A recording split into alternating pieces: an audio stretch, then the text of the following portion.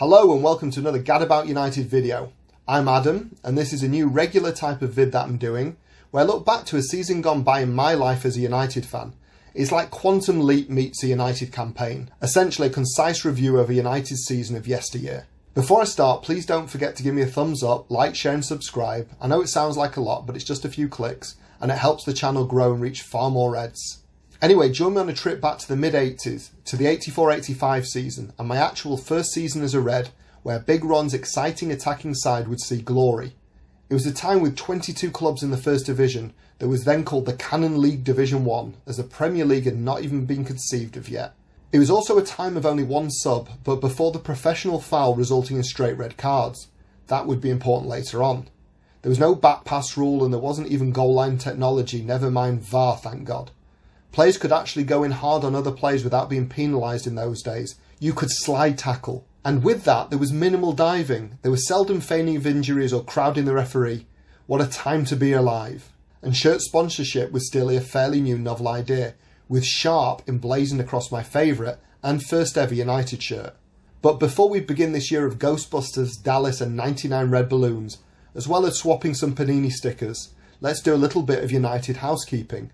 In the close season of 84, we saw Ray Wilkins leave the club for Milan at a cost of £1.5 million to the Italians, whilst we welcomed some attacking diminutive flair with skillful wee Gordon Strachan leaving his old manager Alex Ferguson for his new one, Ron Atkinson, as well as snapping up mercurial Danish winger Jesper Olsen from Ajax for a combined fee of £850,000.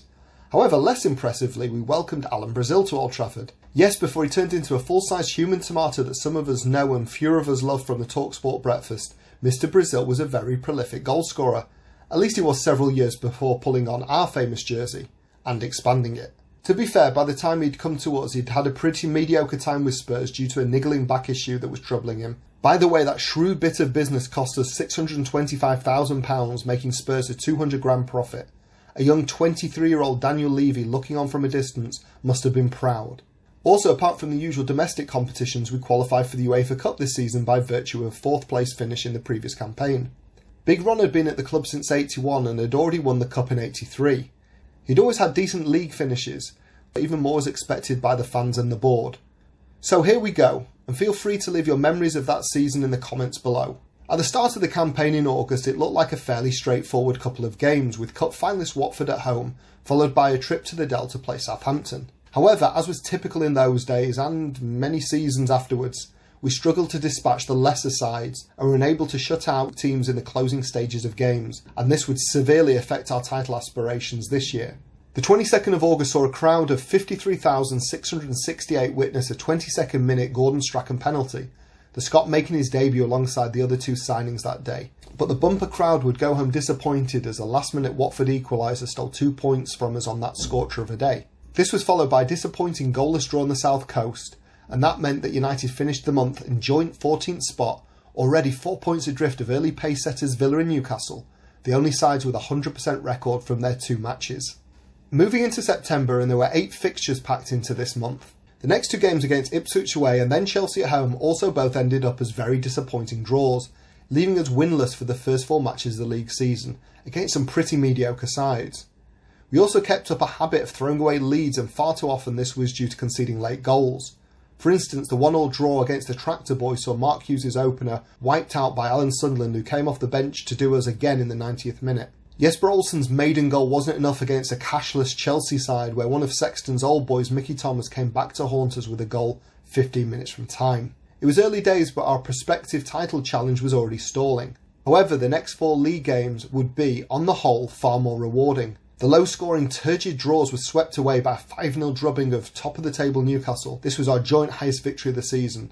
There's a link to that game and a slew of other matches I could find from that season in the description. A 3-0 win at Coventry soon followed, with the ever-reliable Big Norm bagging a brace as we moved up to 4th, just 2 points behind leaders Forest. This run of 3 wins set up the big game of the season on my 8th birthday, the 22nd of September 1984, as Liverpool paid a visit to Old Trafford. Gordon Strachan was at the heart of it all again as he created the best chances, including forcing the visitors Alan Kennedy into a rash challenge for a penalty. The Scot picked himself up and dispatched the opening goal after 24 minutes against Gadabout. However, in torrential Manchester rain, Paul Walsh produced some foreshadowing for later on in the season by grabbing an equaliser on the line late in the second half. A narrow 2-1 win at the Hawthorns against West Brom saw us end September still unbeaten, albeit with 5 draws in a run that came from 8 matches. As you can see, despite being the only side without a defeat, we were still 2 points adrift from joint leaders Arsenal, Spurs and Forest. Amongst all those league games, United started their League Cup or Milk Cup campaign, as well as their foray into Europe. A kind draw saw us take on Burnley in the Milk Cup. A 4-0 win including a Hughes hat-trick made the second leg academic. That game on the 9th of October would end up 3-0 with Alan Brazil finally opening his account with a brace. With no emphasis on seeding and in a straight knockout home and away format, as was the custom in the UEFA Cup in those days, we were also pretty fortunate with the draw. Hungarian side Rabah Etugior came to Old Trafford and was swept away 3-0, which included a rare appearance in his final season for United by Arnold Muren, who also popped up with a goal. Again, this made the second leg practically a dead rubber, which we drew 2-2 in early October, winning the tie 5-2 on aggregate. After such a good September, we were brought back down to earth with a humiliating 3-0 defeat at Villa Park at the beginning of the month. However, that was soon followed by a superb performance against West Ham. A 5-1 win at home included another Old Trafford great, Gordon McQueen, making a goal-scoring comeback from injury. Brazil, Strachan, Moses and Sparky finished the scoring that day, and the boys followed that up with a 1-0 win against Spurs, also at home.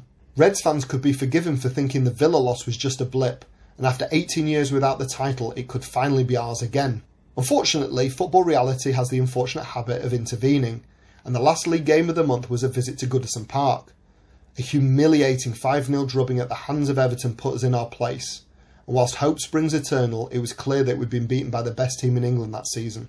That said, there was still a long way to go in the title race, although you can see from the league table for the end of October, we'd fallen to 5 points behind leaders Arsenal. Out of interest, Liverpool were a further 6 points behind us, back in 14th spot. By coincidence, it was Everton who we were to face in the next round of the League Cup, 3 days after this humiliation. But this would give us a great chance to exact swift revenge. However, despite an early Brazil strike, a clumsy Graham Hogg challenge on Heath gave Everton a penalty just before the break, which they duly converted. And to add insult to injury, John Gidman headed in an own goal with not long left on the clock, therefore ending our challenge with a 2-1 defeat. In the second round of the UEFA Cup, we got a tougher draw against PSV Eindhoven, with the first leg away in the Netherlands. We ended up with a credible 0-0 draw. If the league defeat to Everton gave us Reds something to think about, the next 3 league games gave us something to dream about. Arsenal were the first visitors to Old Trafford in November. After leading through a Brian Robson goal, Arsenal took an undeserved 2-1 lead into the break after Bailey's poor attempt to save their second. However, thanks to a neat brace by Strachan and Sparky finishing off the scoring, we were treated to a solid 4-2 win under the autumn floodlights. 2 more victories followed, first a 3-2 win at Filbert Street against Leicester, where someone called Gary Lineker pulled the Foxes level with only 6 minutes left on the clock, before Strachan again converted a last-minute penalty for all 3 points. A comfortable 2-0 home win against Luton followed. However, United let themselves down again with a poor defeat against relegation hopeful Sunderland at Roker Park, where the boys let an early 2-goal lead slip and had Sparky along with Allison for Sunderland sent off for fisticuffs. Giving away 2 first-half penalties with 2 terrible challenges, Clive Walker took both to complete a first-half hat-trick, and the game finished disappointingly 3-2. If United had actually won that game against a very poor relegated Sunderland side, we would have seen them level at the top with Everton. Instead, the boys were now 3 points off the pace. Things were hotting up in Europe as we earned a very credible 1-0 home win against PSV, with another Strachan penalty after he was felled by Barry Van Aerle, and that put us into the third round of the competition. A Battle of Britain was the reward for that victory after we were drawn against Dundee United, with the first game to be played at Old Trafford. Strachan once again did his predated Bruno impression with yet another spot kick in the opening 10 minutes to give Man United the lead. After Dundee United had equalised, Robbo put us back into the lead early in the second half. However, a Tangerines equaliser levelled the game and the tie, and that's how it stayed. The return leg would be a nervy trip north of the border in mid-December, with Dundee United only needing to avoid defeat or to get a 0-0 or 1-1 draw to knock us out. December is always a busy and hectic month, and United had 6 league games over 28 days and a challenging UEFA Cup second leg to navigate. Future relegation successes Norwich City came to Old Trafford on the 1st of December and was summarily dispatched by the old reliable 1-2 of Hughes and Robson getting the goals. In fact, we remained unbeaten at home for the season up to New Year, after 2 mediocre sides, QPR and Ipswich, were easily dispatched at 3-0 apiece. However, we were awful away. After taking a 2-0 lead at the City ground against Forest, with Strachan getting another brace including his customary penalty, we let the home side back into it, and they scored 3 times in the last 27 minutes, including a heartbreak last-minuter by Dutchman Johnny Metod with a free kick. The other defeat we incurred was far less palatable on Boxing Day against bottom club Stoke at the Victoria Ground. Despite Frank Stapleton's first league goal of the season, again we threw away the lead to lose 2-1. At least we ended the month and the year strongly with a 3-1 win at Stamford Bridge on the 29th of December. The month ended with us just 2 points behind the leaders Spurs and Everton. Despite those 2 disappointing away defeats, the future still looked positive, as we were well in the title race, but things were about to go very wrong. Back to the UEFA Cup, and the second leg in Scotland was an epic encounter. The boys took the lead through Mark Hughes, and even after the home side had equalised, we regained the lead via an own goal and managed to wipe out their away goals advantage. An equaliser just after half-time made it a very intense second half, but Arnold Muren popped up with a winner 15 minutes from time to take the tie 5-4 in aggregate. We wouldn't play in this competition again until March and managed to avoid Inter, Spurs and Real Madrid in the draw. Instead we got another non-entity Hungarian side, Videoton, which sounded more like a film rental place than a real club side. They would be our quarter-final opponents. Meanwhile in the FA Cup we've been drawn at home to lowly Bournemouth, who had caught a giant-killing upset in the previous season by knocking us out as holders at their place. United started 1985 horrendously with 2 home league defeats either side of the club's 3-0 FA Cup triumph and revenge over Bournemouth. Over 47,000 fans, mainly hungover Reds, witnessed the terrible New Year's Day defeat to an informed Sheffield Wednesday, and then 11 days later 12,000 fewer saw relegation-threatened Coventry win by a 1-0, with future United flop Terry Gibson claiming the winner. As you can see, those 2 defeats saw Everton and Spurs pull away from us, and that 8-point gap was one, even with 18 matches to go, that the Reds would find impossible to pull back. After that solid win over Bournemouth in the Cup, we managed to get another kind home draw in the 4th round, and with it sweet revenge over Coventry, with a tight 2-1 win, Sparky scoring yet again for the first and Paul McGrath getting the decisive goal. February was going to be the start of a great unbeaten run for United that would last until early April. With a 5th round tie, this time away at Blackburn pending, there were only 3 league games to be played. A comfortable 2-0 home win against West Brom, with Strachan bagging another brace, was followed by a disappointing 1-1 draw at St James's Park. United still showed they were a class act with an excellent win at Highbury, through the only goal of the game from Norman Whiteside, and so achieved the league double over Arsenal. By the end of the month, Everton was still running away with it, Spurs were dropping off the pace, and United headed a clutch of clubs laying in wait for any possible slip-up. The boys continued their Wembley charge with purpose by winning 2-0 at Ewood Park in this 5th round tie, again through Gordon Strachan and another rare goal from Paul McGrath. For the quarter-final draw, the famous Velvet Bag saw United fortunate to get another home tie. It was against a West Ham side. They'd already dispatched 5-1 back in October in the league. The fans started believing and singing Que Sera, Sera. The game that effectively ended any real hope of United winning the title was Everton's visit on the 2nd of March. It was a must-win game, and then we had to rely on Everton dropping points. Robson, Moses, Moran, Muren and Stapleton were all out with injuries for this game, and McGrath had to pass a fitness test just before kick-off. A win could get United within 4 points of the Toffees. A 3rd-minute penalty for a clear foul on the always tricky as well as impressive Jesper Olsen was the 15th of the season. Sounds familiar, doesn't it? Shame that Richard Keys was still on TVAM so he couldn't moan about how most of them weren't justified. However, Strachan, who'd already missed 4 out of his last 5 by this point, hit a very poor pen, making it 1 in 6. How those misses could have changed so much over the campaign. Olsen scored the opener thanks to good work from Brazil and a slight deflection, but an equaliser 5 minutes later meant that it was 1-1 at half-time. A superb strike from Alan Brazil in the second half was lucky not to go in as it crashed against the bar, with Southall completely beaten. Everton should have won it through a penalty of their own with 5 minutes to go after a push by Albiston, but Gary Bailey saved excellently to earn a point. 2 trips to London followed with 2 good results. First, a 2-1 win at White Hart Lane against a title-challenging Spurs side, albeit one on the wane, and then a draw at Upton Park against West Ham after twice coming from behind. United finished the month with 2 excellent wins. The first a 4-0 victory over Villa, avenging the 3-0 defeat earlier in the season, mainly thanks to a Mark Hughes hat-trick. He'd end up United's top scorer with 24 goals across all competitions that season.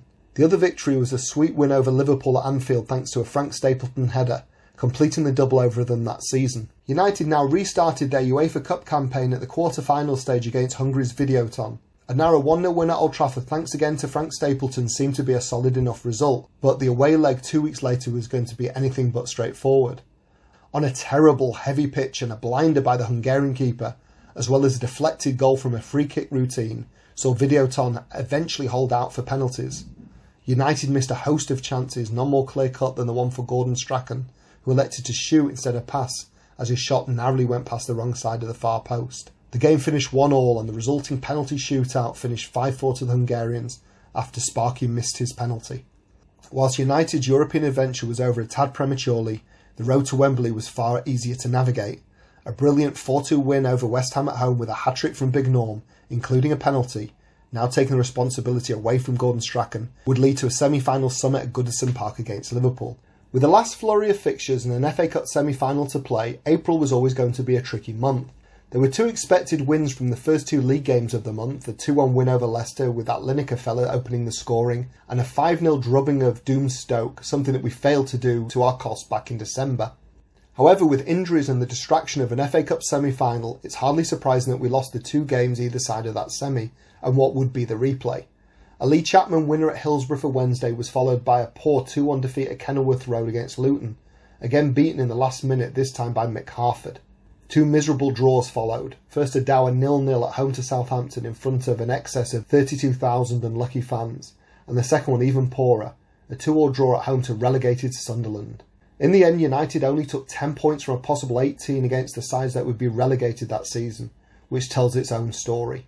By the end of April, United were already mathematically out of the running, with one eye on Wembley, hence 8 points from the 18 on offer in the month. To be fair to United, even if they'd beaten Everton at Old Trafford in the previous month, the Blues were untouchable that season and were going for the treble of League, Cup and Cup Winners' Cup. Having made the Cup final, beaten Luton Town after extra time, could United join them as they face Liverpool? This semi-final, and its inevitable replay, both deserve to be revered as classic United semis in my opinion. The 2-2 draw at Goodison saw Ronnie Whelan equalise Robbo's opening goal with just 3 minutes to go in the game. A slightly deflected shot from Frank Stapleton, once again on the mark in extra time, seemed to have won it, but a massively controversial Paul Walsh equaliser a minute from the end was a bitter pill to swallow. The linesman had raised his flag in the build-up for an offside against Liverpool, but then mysteriously took it down, with the referee seemingly not having noticed. The Scousers had taken the game to the replay, and looking back, I'm glad they did. The second semi was at Main Road and United were in their changed white kit this time. An unlucky, scrappy Paul McGrath own goal gave Liverpool the lead just 6 minutes before the break. However, a minute into the second half, Brian Robson's equaliser was inspired and is one of my all-time favourite United goals. Receiving the ball around the halfway line, he wrong-footed Alan Hansen and powered forward. He struck a beautiful shot with his left peg into the top right-hand corner from around 25 yards for a real captain's goal, and you get to see a great big Ron reaction to it. Just a side note, when you see top 10, top 50, top 100 United goals of all time on YouTube, almost every video is a duplicate. All the goals are from the Premier League era, or more likely even the new millennium. Millennial United fans, we do have a history. Click on the link for this game in the description and watch the goal. Mini rant over, excuse me. Back to the game. Just 12 minutes later, Mark Hughes was put through after some good work and great feet from Gordon Strachan, and Sparky buried the ball in the bottom left-hand corner and gave us an iconic celebration. There was more than a hint of offside, but considering what we'd had in the first game with a linesman's flag, I hope it was offside. That goal took us to Wembley and another Scouse treble-busting mission. Now into May, United finished the league season strongly for the most part. With injuries and cup final places up for grabs, the Reds were far more focused for the first 3 out of 4 of their matches. A 1-0 win with a Kevin Moran goal at Carrow Road against Norwich was followed by a 2-0 home victory over Forest, and that culminated in a 3-1 away win in London against QPR, with Alan Brazil trying to stake a cup final place with a brace. The final game of the season against the boys' first opponents of the season, ironically, Watford, had United needing to avoid defeat to pretty much secure a very credible runners-up spot. Anything other than that could mean they'd be leapfrogged by Liverpool and or Spurs. United lost 5-1.